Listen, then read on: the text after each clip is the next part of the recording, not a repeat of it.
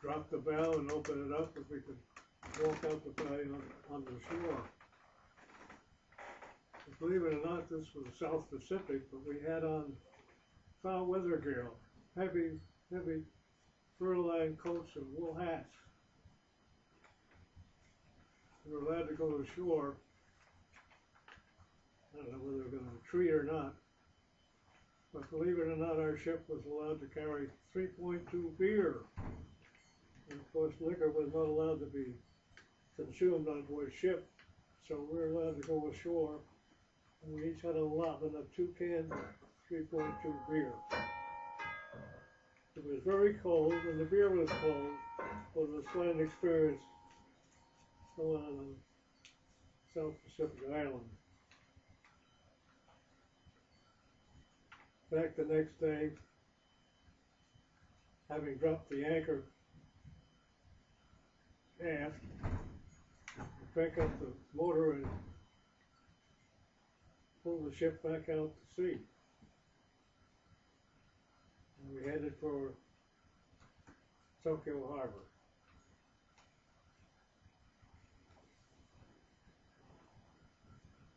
I can't remember all the days and weeks as they were going by, but suddenly we were in Tokyo Harbor and pulled up alongside a dock in the harbor. So we were secure, and we allowed the high-ranking officers to disembark. Their job was to scour the continent for any particular military gear that may be valuable to have knowledge of. While we're in the harbor, we had a chance to go on shore. Now you must remember that our ship was part of the invasion ship. So we were camouflaged, the old brown and orange and all kinds of colors to make us look like an island or a mountain. So an old term that probably the tin can sailors laugh at, because we were an amphibious group, we were probably called the dungaree sailors, because they don't remember ever wearing a uniform except dungarees and a dungaree shirt. When we went on shore, we had dungaree shirt and pants and what they used to call an Eisenhower brown jacket. Still had a white hat on. Strange, kind of a strange uniform. We also carried 45 pistols, since we were a little apprehensive of the neighborhood. But we still had a chance to go down Ginza Street.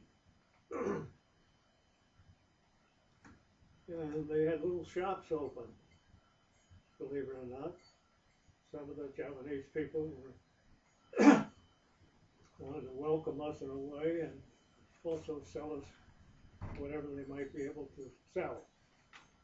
So I was able to buy a couple of sheets of silk to send home to my wife. We were given some kind of special money to use on shore. So I was walking down Plymouth Street with my other 3 comrades, and I noticed a little sign on the top of a doorway leading upstairs. It said recordings. I said, what the heck, I'll go to see what it's all about. So I went up, and they had a recording machine there, and an old piano. And lo and behold, they agreed to let me sit down and play the piano and say a few love words home to my sweetheart, which I did. I played When You're Away, and I remember that I played Smoke Gets in Your Eyes. I played it better than I can now. I wrapped it up, and sure enough, I was able to send it home to Gloria.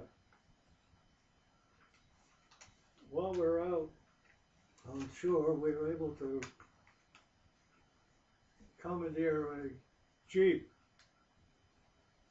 and we drive down the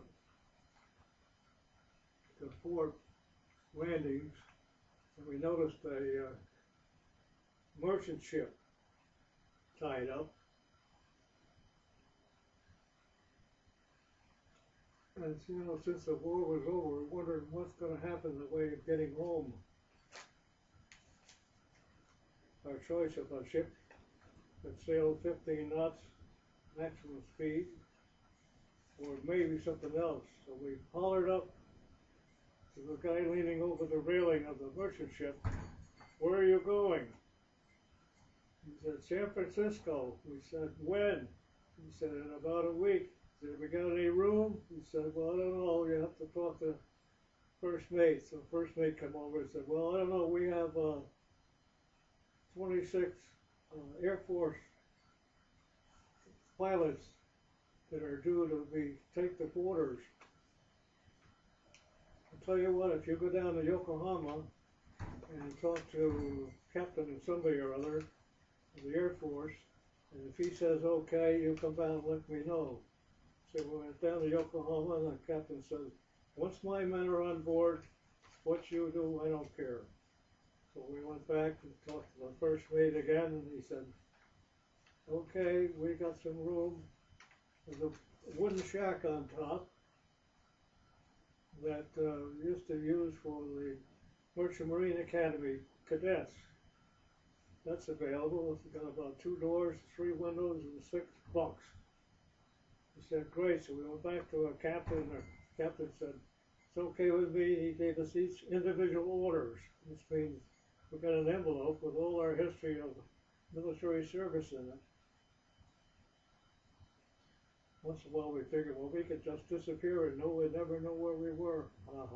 Anyhow, we did just that. We got our orders, got on board the ship, and Chief Boatswain Mates came over and welcomed us, and we said, "We're so happy to be able on board. We're able to do anything. We'll paint or scrape or whatever." He said, "Don't you lift one finger, because you guys I've been out here fighting the war. I want you to do nothing other than take your trays back to the kitchen when you're through." So that was the beginning. We took off about 3 or 4 days later, heading for San Francisco. For some reason or other, the